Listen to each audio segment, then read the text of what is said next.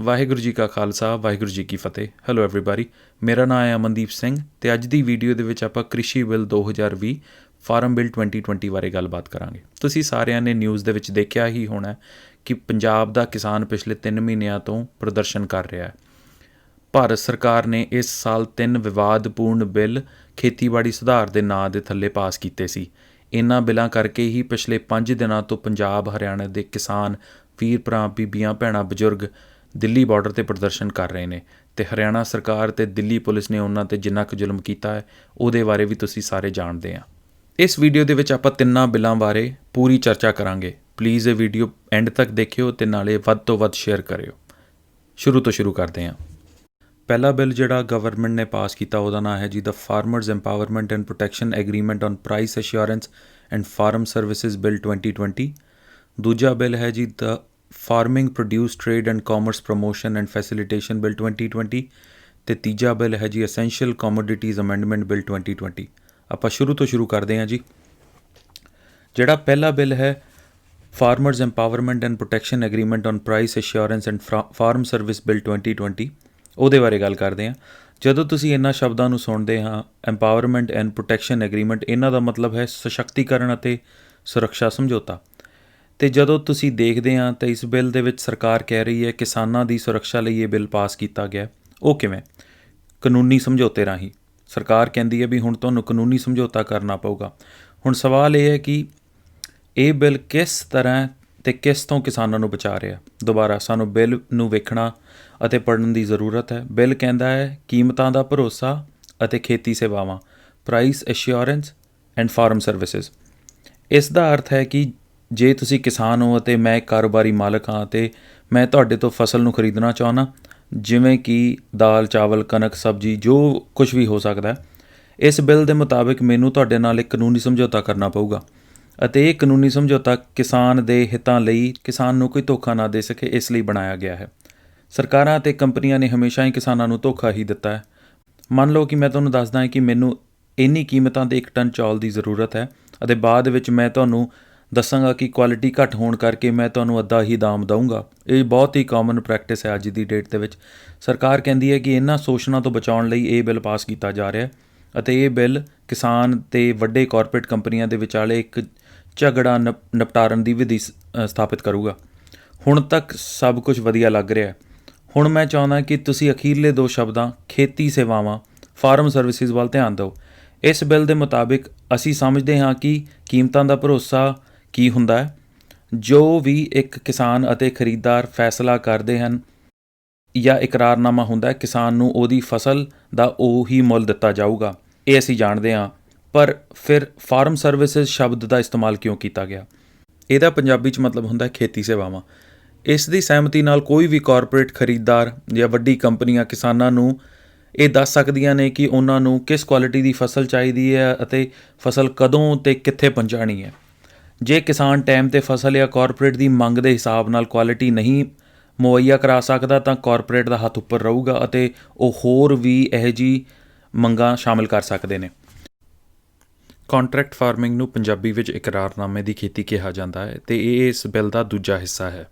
ਇਹ ਸਮਝੌਤਾ ਕਿਸਾਨਾਂ ਅਤੇ ਕਾਰਪੋਰੇਟ ਖਰੀਦਦਾਰਾਂ ਵਿੱਚ ਸਾਈਨ ਕੀਤਾ ਜਾਊਗਾ। ਸਮਝੌਤਾ ਹੋਣ ਤੋਂ ਬਾਅਦ ਕਿਸਾਨ ਕਾਰਪੋਰੇਟ ਇਨਵੈਸਟਰਾਂ ਨੂੰ ਆਪਣੀ ਫਸਲ ਐਗਰੀਮੈਂਟ ਦੀ ਸ਼ਰਤਾਂ ਦੇ ਅਨੁਸਾਰ ਦੇ ਸਕਣਗੇ।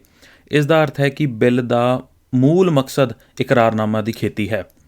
ਇਸ ਬਿੱਲ ਦਾ ਦੂਜਾ ਮਕਸਦ ਪੂਰੇ ਦੇਸ਼ ਵਿੱਚ ਕਾਨੂੰਨੀ ਢਾਂਚਾ ਪ੍ਰਦਾਨ ਕਰਨਾ ਹੈ ਜਿਸ ਦੇ ਵਿੱਚ ਕਿਸਾਨ ਕਾਰਪੋਰੇਟ ਇਨਵੈਸਟਰਾਂ ਦੀ ਸ਼ਰਤਾਂ ਦੇ ਮੁਤਾਬਿਕ ਫਸਲਾਂ ਲਾਊਗਾ ਅਤੇ ਨਾਲੇ ਉਹਨਾਂ ਦੇ ਹਿਸਾਬ ਨਾਲ ਹੀ ਫਸਲਾਂ ਦਾ ਮੁੱਲ ਦਿੱਤਾ ਜਾਊਗਾ। ਸਰਕਾਰਾਂ ਦਾ ਕਹਿਣਾ ਹੈ ਕਿ ਇਹ ਬਿੱਲ ਹਿੰਦੁਸਤਾਨ ਦੀ ਖੇਤੀਬਾੜੀ ਨੂੰ ਬਦਲ ਦੇਊਗਾ ਅਤੇ ਨਿੱਜੀ ਨਿਵੇਸ਼ਕਾਂ ਨੂੰ ਆਕਰਸ਼ਿਤ ਕਰੂਗਾ। ਕੰਪਨੀਆਂ ਅਕਸਰ ਕਿਸਾਨਾਂ ਨੂੰ ਸਮਾਨ ਸਪਲਾਈ ਕਰਨਾ, ਜ਼ਮੀਨ ਦੀ ਤਿਆਰੀ ਵਿੱਚ ਸਹਾਇਤਾ ਕਰਨਾ, ਉਤਪਾਦ ਦੀ ਸਲਾਹ ਦੇਣਾ, ਉਹ ਸਾਰਾ ਕੁਝ ਪ੍ਰਦਾਨ ਕਰਦੇ ਹੈ ਅਤੇ ਨਾਲੇ ਟਰਾਂਸਪੋਰਟ 'ਚ ਵੀ ਹੈਲਪ ਕਰਦੇ ਆ। ਹਾਲਾਂਕਿ ਜੇ ਤੁਸੀਂ ਕਿਸਾਨ ਵੱਲ ਪਾਸੇ ਨਜ਼ਰ ਮਾਰੋ ਤਾਂ ਉਹਨਾਂ ਦਾ ਡਰ ਬਿਲਕੁਲ ਜਾਇਜ਼ ਹੈ, ਕਿਉਂਕਿ ਸ਼ਕਤੀਸ਼ਾਲੀ ਕਾਰਪੋਰੇਟ ਕੰਪਨੀਆਂ ਕਾਨੂੰਨੀ ਤੌਰ 'ਤੇ ਕਿਸਾਨਾਂ 'ਤੇ ਹਾਵੀ ਹੋਣਗੀਆਂ ਅਤੇ ਇਹ ਹੋਰ ਵੀ ਦੇਣਦਾਰੀ ਧਾਰਾਵਾਂ ਅਤੇ ਸ਼ਰਤਾਂ ਲਾਉਣਗੀਆਂ। ਤੁਸੀਂ ਸਾਰੇ ਜਾਣਦੇ ਹੋ ਕਿ ਅੱਜ ਦੀ ਤਰੀਕ ਦੇ ਵਿੱਚ ਹਰ ਚੀਜ਼ 'ਤੇ ਕੰਡੀਸ਼ਨ ਅਪਲਾਈ ਲਿਖਿਆ ਹੁੰਦਾ ਹੈ, ਜਿਹਦਾ ਪੰਜਾਬੀ ਵਿੱਚ ਮਤਲਬ ਹੁੰਦਾ ਹੈ ਸ਼ਰਤਾਂ ਲਾਗੂ। ਇੱਕ ਪੜ੍ਹਿਆ ਲਿਖਿਆ ਇਨਸਾਨ ਵੀ ਇਹ ਸ਼ਰਤਾਂ ਨਹੀਂ ਸਮਝ ਸਕਦਾ। ਘੱਟ ਪੜ੍ਹਿਆ ਲਿਖਿਆ ਕਿਸਾਨ ਤਾਂ ਵੈਸੇ ਹੀ ਆਪਣੀ ਜ਼ਰੂਰਤਾਂ ਬਹੁਤ ਮੁਸ਼ਕਿਲ ਨਾਲ ਪੂਰੀਆਂ ਕਰਦਾ ਹੈ ਅਤੇ ਹੁਣ ਨਿੱਜੀ ਕੰਪਨੀਆਂ ਕਾਨੂੰਨੀ ਧਾਰਾਵਾਂ ਲਾ ਕੇ ਬਹੁਤ ਹੀ ਆਸਾਨੀ ਨਾਲ ਕਿਸਾਨਾਂ ਦਾ ਸ਼ੋਸ਼ਣ ਕਰ ਸਕਦੀਆਂ ਨੇ। ਇਹ ਕਿਸਾਨਾਂ ਲਈ ਇੱਕ ਵੱਡੀ ਸਮੱਸਿਆ ਹੈ ਅਤੇ ਇੱਕ ਸੱਚੀ ਸਮੱਸਿਆ ਹੈ। ਹੁਣ ਆਪਾਂ ਦੂਜੇ ਬਿੱਲ ਬਾਰੇ ਗੱਲ ਕਰਦੇ ਹਾਂ।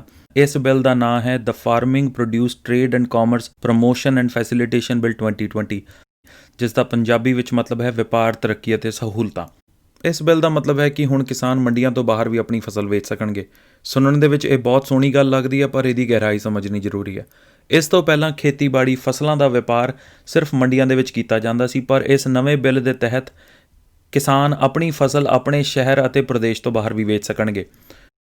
ਹੁਣ ਆਪਾਂ ਇਸ ਬਿੱਲ ਦੇ ਨਤੀਜੇ ਬਾਰੇ ਗੱਲ ਕਰਾਂਗੇ। ਕਈ ਰਾਜ ਜਿਵੇਂ ਕਿ ਪੰਜਾਬ, ਹਰਿਆਣਾ ਵਿੱਚ ਮੰਡੀ ਦਾ ਪੈਸਾ ਇਕਨੋਮਿਕ ਸਟੇਬਿਲਿਟੀ, ਆਰਥਿਕ ਸਥਿਰਤਾ ਲਿਆਉਂਦਾ ਹੈ। ਤੁਸੀਂ ਸਾਰਿਆਂ ਨੇ ਆਪਣੇ ਮਾਤਾ ਪਿਤਾ ਨੂੰ ਸਵੇਰੇ ਸਵੇਰੇ ਮੰਡੀ ਤੋਂ ਸਬਜ਼ੀਆਂ ਲਿਆਉਂਦੇ ਦੇਖਿਆ ਹੋਣਾ ਹੈ। ਹੁਣ ਜੇ ਕਾਰਪੋਰੇਟ ਇਨਵੈਸਟਰ ਕਿਸਾਨਾਂ ਤੋਂ ਸਿੱਧੀ ਫਸਲ ਖਰੀਦਣਗੇ ਅਤੇ ਆਪਣੇ ਸਟੋਰਾਂ 'ਤੇ ਵੇਚਣਗੇ, ਅਤੇ ਇਹ ਸਿਰਫ ਕਿਸਾਨਾਂ ਅਤੇ ਆੜ੍ਹਤੀਆਂ ਲਈ ਨਹੀਂ, ਆਮ ਬੰਦੇ ਲਈ ਵੀ ਓਨੀ ਹੀ ਖਤਰਨਾਕ ਗੱਲ ਹੈ। ਹੁਣ ਤੱਕ ਇੱਕ ਕਿਸਾਨ ਨੂੰ MSP ਸਿਰਫ ਅਤੇ ਸਿਰਫ ਤਾਂ ਹੀ ਦਿੱਤਾ ਜਾਂਦਾ ਸੀ ਜੇ ਉਹ ਆਪਣੀ ਫਸਲ ਮੰਡੀ ਦੇ ਵਿੱਚ ਲਿਆ ਕੇ ਵੇਚਦਾ ਸੀ।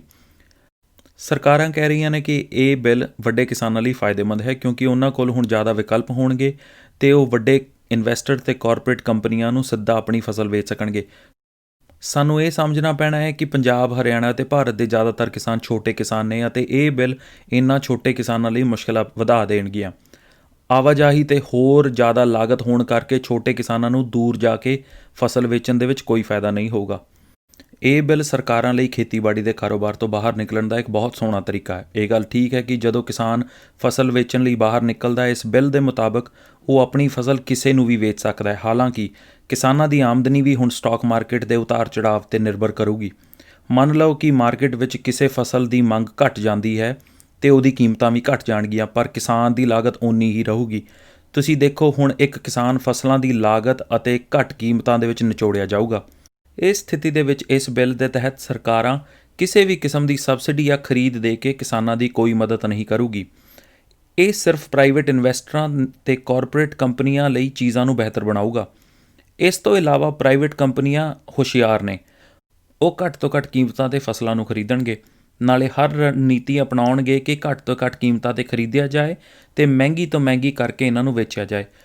ਹੁਣ ਆਪਾਂ ਤੀਜੇ ਬਿੱਲ ਬਾਰੇ ਗੱਲ ਕਰਦੇ ਹਾਂ, ਦੀ ਐਸੈਂਸ਼ੀਅਲ ਕਮੋਡਿਟੀਜ਼ ਅਮੈਂਡਮੈਂਟ ਬਿੱਲ 2020। ਆਹ ਕੋਈ ਨਵਾਂ ਬਿੱਲ ਨਹੀਂ ਹੈਗਾ। ਕੇਂਦਰ ਸਰਕਾਰ ਨੇ ਮੌਜੂਦਾ ਬਿੱਲ ਵਿੱਚ ਹੀ ਥੋੜ੍ਹਾ ਜਿਹਾ ਬਦਲਾਵ ਕੀਤਾ ਹੈ। ਸਭ ਤੋਂ ਪਹਿਲਾਂ ਜ਼ਰੂਰੀ ਚੀਜ਼ ਇਹ ਹੈ ਕਿ ਆਹ ਬਿੱਲ ਹੈ ਕੀ। ਅਸਲ ਦੇ ਵਿੱਚ ਆਹ ਬਿੱਲ ਇੱਕ ਕਾਨੂੰਨ ਹੈ ਜਿਹੜਾ ਕਿ ਚੀਜ਼ਾਂ ਦੀ ਫਸਲ, ਉਹਨਾਂ ਦੀ ਸਪਲਾਈ, ਡਿਸਟਰੀਬਿਊਸ਼ਨ ਸੈੱਟ ਕਰਦਾ ਹੈ। ਬਿੱਲ ਦੇ ਨਾਂ ਤੋਂ ਤੁਸੀਂ ਸਮਝ ਸਕਦੇ ਹੋ ਕਿ ਇਹ ਬਿੱਲ ਜ਼ਰੂਰੀ ਚੀਜ਼ਾਂ ਦੀ ਗੱਲ ਕਰ ਰਿਹਾ ਹੈ। ਹੁਣ ਉਹ ਚੀਜ਼ਾਂ ਹੈਗੀਆਂ ਕੀ? ਕੋਈ ਵੀ ਚੀਜ਼ ਜਿਹੜੀ ਆਮ ਆਦਮੀ ਦੀ ਜ਼ਿੰਦਗੀ 'ਤੇ ਪ੍ਰਭਾਵ ਪਾਉਂਦੀ ਹੈ, ਉਹ ਸਾਰੀ ਚੀਜ਼ਾਂ ਇਸ ਬਿੱਲ ਵਿੱਚ ਆਉਂਦੀਆਂ ਨੇ, ਜਿਵੇਂ ਕਿ ਦਵਾਈ, ਜ਼ਰੂਰੀ ਖਾਣ ਪਾਣ ਦੀ ਚੀਜ਼ਾਂ, ਪੈਟਰੋਲ, ਡੀਜ਼ਲ ਵਗੈਰਾ ਵਗੈਰਾ। ਇਹ ਬਿੱਲ ਦੇ ਵਿੱਚ ਭਾਰਤ ਸਰਕਾਰ ਨੇ ਕੁਝ ਚੀਜ਼ਾਂ ਨੂੰ ਜ਼ਰੂਰੀ ਸੂਚੀ ਤੋਂ ਹਟਾ ਦਿੱਤਾ ਹੈ ਤਾਂ ਕਿ ਸਰਕਾਰ ਪ੍ਰਾਈਵੇਟ ਇਨਵੈਸਟਰ ਅਤੇ ਕਾਰਪੋਰੇਟ ਕੰਪਨੀਆਂ ਨੂੰ ਉਹਨਾਂ ਦਾ ਰੇਟ ਸੈੱਟ ਕਰਨ ਦਾ ਮੌਕਾ ਦੇ ਸਕਣ। ਹੁਣ ਸਰਕਾਰ ਸਿਰਫ ਅਤੇ ਸਿਰਫ ਜੰਗ, ਭੁੱਖਮਰੀ ਅਤੇ ਹੋਰ ਅਸਧਾਰਨ ਸਮੇਂ ਵਿੱਚ ਇਹਨਾਂ ਚੀਜ਼ਾਂ ਦਾ ਭਾਵ ਬਦਲ ਕਰ ਸਕੂਗੀ। ਹੁਣ ਆਪਾਂ ਦੇਖਦੇ ਹਾਂ ਕਿ ਉਹ ਚੀਜ਼ਾਂ ਕਿਹੜੀਆਂ-ਕਿਹੜੀਆਂ ਨੇ। ਉਹ ਚੀਜ਼ਾਂ ਨੇ ਅਨਾਜ, ਦਾਲ, ਆਲੂ, ਪਿਆਜ਼, ਖਾਣ ਜੋਗਾ ਤੇਲ, ਬੀਜ ਅਤੇ ਤੇਲ। ਹੁਣ ਤੁਸੀਂ ਦੇਖ ਸਕਦੇ ਹਾਂ ਕਿ ਭਾਰਤ ਦੇਸ਼ ਦੇ ਵਿੱਚ ਇੱਕ ਆਮ ਆਦਮੀ ਇਹਨਾਂ ਚੀਜ਼ਾਂ ਨੂੰ ਰੋਜ਼ ਇਸਤੇਮਾਲ ਕਰਦਾ ਹੈ। ਹੁਣ ਜਦੋਂ ਇਹਨਾਂ ਚੀਜ਼ਾਂ ਨੂੰ ਜ਼ਰੂਰੀ ਸੂਚੀ ਤੋਂ ਹਟਾ ਦਿੱਤਾ ਜਾਊਗਾ, ਇਸ ਦਾ ਮਤਲਬ ਹੈ ਕਿ ਇਹਨਾਂ ਦਾ ਦਾਮ ਵਧੂਗਾ, ਅਤੇ ਸਰਕਾਰ ਕਹਿ ਰਹੀ ਹੈ ਕਿ ਇਹ ਸਿਰਫ ਜੰਗ, ਭੁੱਖਮਰੀ ਅਤੇ ਹੋਰ ਅਸਧਾਰਨ ਸਮੇਂ ਦੇ ਵਿੱਚ ਜ਼ਰੂਰੀ ਸੂਚੀ ਵਿੱਚ ਸ਼ਾਮਿਲ ਕੀਤੀ ਜਾਊਗੀ। ਇੱਕ ਪਾਸੇ ਇਹ ਚੰਗੀ ਗੱਲ ਹੈ ਕਿ ਕਿਸਾਨ ਦੀ ਕਮਾਈ ਇਸ ਬਿੱਲ ਨਾਲ ਵੱਧ ਸਕਦੀ ਹੈ, ਪਰ ਦੂਜੇ ਪਾਸੇ ਦੂਸਰੇ ਬਿੱਲ ਦੇ ਤਹਿਤ ਕਿਸਾਨਾਂ ਨੂੰ ਕੰਟਰੈਕਟ ਫਾਰਮਿੰਗ ਥੱਲੇ ਕਦੇ ਵੀ ਕੋਈ ਵੀ ਹੱਕ ਨਹੀਂ ਦਿੱਤਾ ਜਾਊਗਾ। ਦੂਸਰੀ ਗੱਲ, ਆਮ ਆਦਮੀ ਲਈ ਵੀ ਇਹ ਬਹੁਤ ਖਤਰਨਾਕ ਸਾਬਿਤ ਹੋ ਸਕਦਾ ਹੈ ਅਤੇ ਹੋ ਰਿਹਾ ਹੈ। ਤੁਸੀਂ ਦੇਖ ਸਕਦੇ ਹੋ ਕਿ ਇਹਨਾਂ ਚੀਜ਼ਾਂ ਦੀ ਕੀਮਤਾਂ ਦੁਕਾਨਾਂ 'ਤੇ ਵੱਧ ਰਹੀਆਂ ਨੇ ਅਤੇ ਹੋਰ ਵੀ ਵਧਣਗੀਆਂ। ਹੁਣ ਜਦੋਂ ਸਰਕਾਰਾਂ ਇਹਨਾਂ ਚੀਜ਼ਾਂ ਦੇ ਮੁੱਲ ਨਿਰਧਾਰਿਤ ਨਹੀਂ ਕਰਨਗੀਆਂ ਅਤੇ ਵੱਡੀ ਕੰਪਨੀਆਂ ਆਲੂ, ਪਿਆਜ਼ ਅਤੇ ਦਾਲ ਨੂੰ ਜਮ੍ਹਾਂ ਕਰਕੇ ਬਾਜ਼ਾਰਾਂ ਵਿੱਚ ਇਹਨਾਂ ਦੀ ਕਮੀ ਸਾਬਿਤ ਕਰ ਦੇਣਗੀਆਂ, ਜਿਹਦੇ ਕਰਕੇ ਭਾਅ ਵਧਾਉਣਗੀਆਂ। ਹੁਣ ਇਸ 'ਤੇ ਕੁਝ ਹੋਰ ਸ਼ਰਤਾਂ ਵੀ ਨੇ। ਦਾਲ, ਅਨਾਜ, ਬੀਜ ਅਤੇ ਤੇਲ, ਇਹਨਾਂ ਚੀਜ਼ਾਂ ਨੂੰ ਨਾਨ ਪੈਰੀਸ਼ੇਬਲ ਆਈਟਮਸ ਕਿਹਾ ਜਾਂਦਾ ਹੈ, ਜਿਸ ਦਾ ਮਤਲਬ ਹੈ ਇਹ ਚੀਜ਼ਾਂ ਘਰ ਦੇ ਤਾਪਮਾਨ ਦੇ ਵਿੱਚ ਵੀ ਕਈ ਮਹੀਨੇ ਜਾਂ ਸਾਲ ਖਰਾਬ ਨਹੀਂ ਹੁੰਦੀਆਂ।